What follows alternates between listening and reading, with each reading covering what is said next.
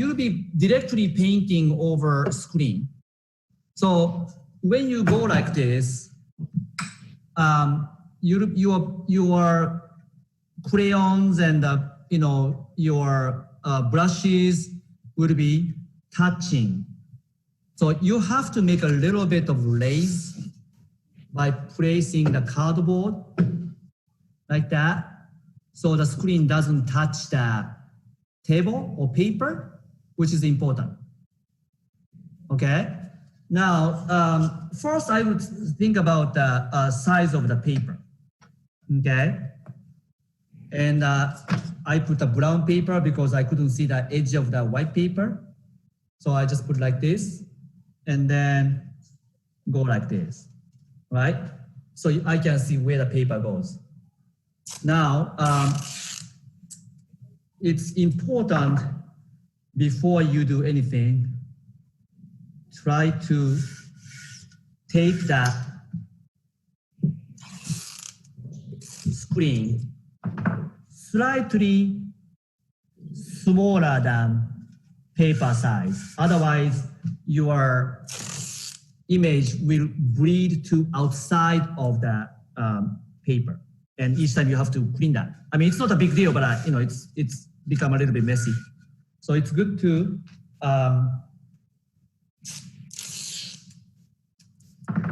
designate where will be the image area. Okay. All right. So I could be doing more to outside, but I'm not gonna do everything. Just I'm gonna do. So you can use watercolor or gouache. Okay. Anything water-based. All right. I'm demonstrating with this product called Carandash Neocolor 2. That's very good product for, it's a water-soluble crayon, and you can make watercolor or you can draw as crayon, okay? So if I were you, I have this and some gouache and some paintbrush. Okay, and then also you need a squeegee and extender. I'm looking at some image like this. Okay. I can draw directly to a screen.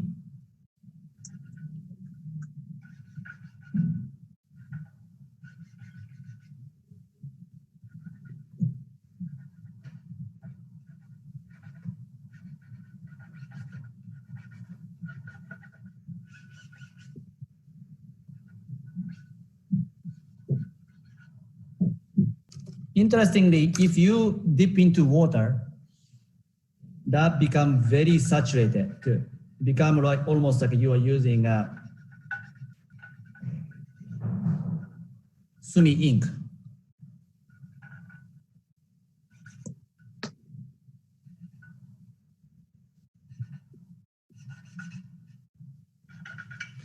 Also, after you draw, you can also use a watercolor brush, any brushes. So now you can also paint a watercolor. You can make your blue crayon, for example. You can mix this one with water, so you can make a watercolor, or any gouache or watercolor from tube can be painted too. Okay, so I'm just painting this to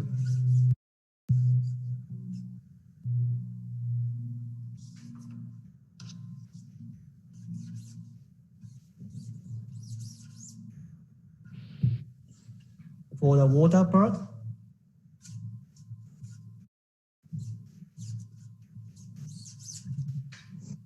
And make sure you are not pressing too hard, because if you press hard, maybe it will be touching the underneath and you get some kind of smudges from a printing side. So probably just make sure you are not really, your motion is not making the screen to touch the table.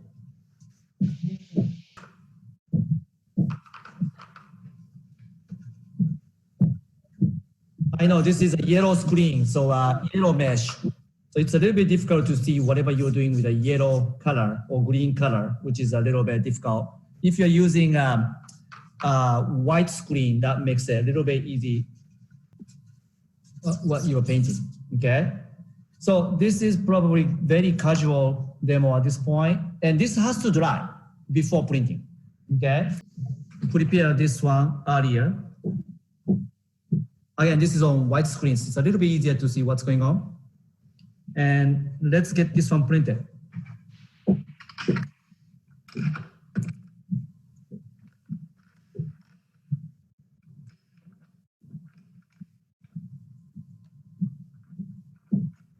This time, if you're printing, maybe you can take some of those lasers.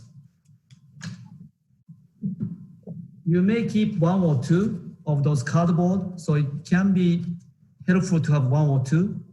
So it never, when you're not pressing, it's not touching. But if it's too high, probably that makes it difficult for printing. So I'm gonna just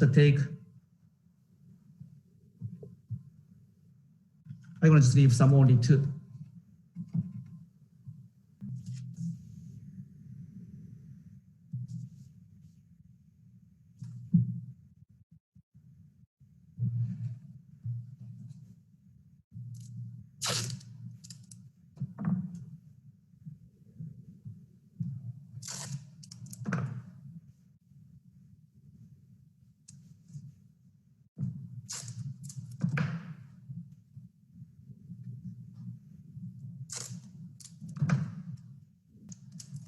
This may not be an accurate registration or anything, just giving a ballpark idea where the paper should go.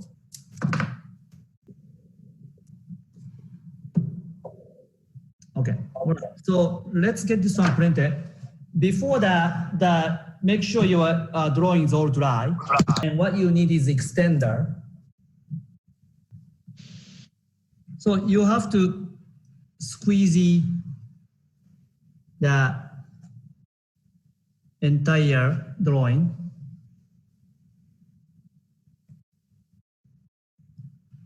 With the extender. And now the drawing was dry, but now drawing is becoming activated with this squeegee. The extender. Okay, so let's see. I can reprint right now or not.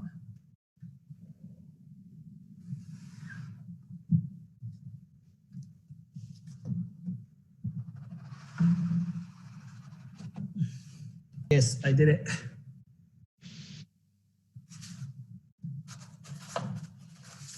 Interesting thing about this is you can print a couple of times.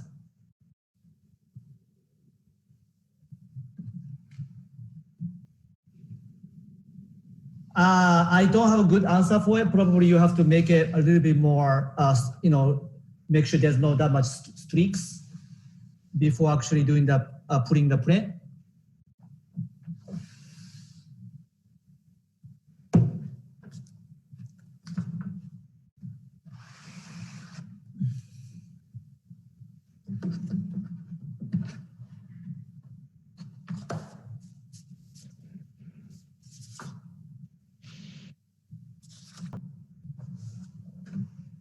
Maybe if you are seeing a lot of streaks, maybe you can add more fresh extender so you don't get that much of those brush marks. It is through a lot of image that watercolor gets squished and moved.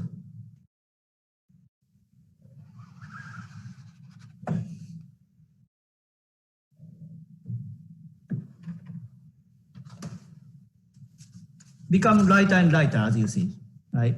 Yeah. Right, so probably before you draw, you may have to wash everything. But that case, probably you lose most of the watercolor image on screen. Okay, but you may get a little bit of residue of ink, watercolor, so you may know where you paint it. So you kind of have a template when you next time you're trying to paint again. Okay, but I wouldn't leave that extender to on the screen too long, so you get all this extender to dry. Does it make sense? This was more bleeding. You see, this was I actually liked that this one was the same subject I used, and watercolor was maybe still a little bit wet. That's why everything squished and it got very much, Chinese brush painting, like, almost like foggy stuff, which I didn't dislike it. It's kind of interesting result from that. So it's almost like a nice watercolor on paper. But then she got this second, ghost plan from a second or third impression. And she drew again on the screen after washing the screen. And so she got two images overlapping like this. And I thought this was very interesting, like giving a very interesting unusual space coordination.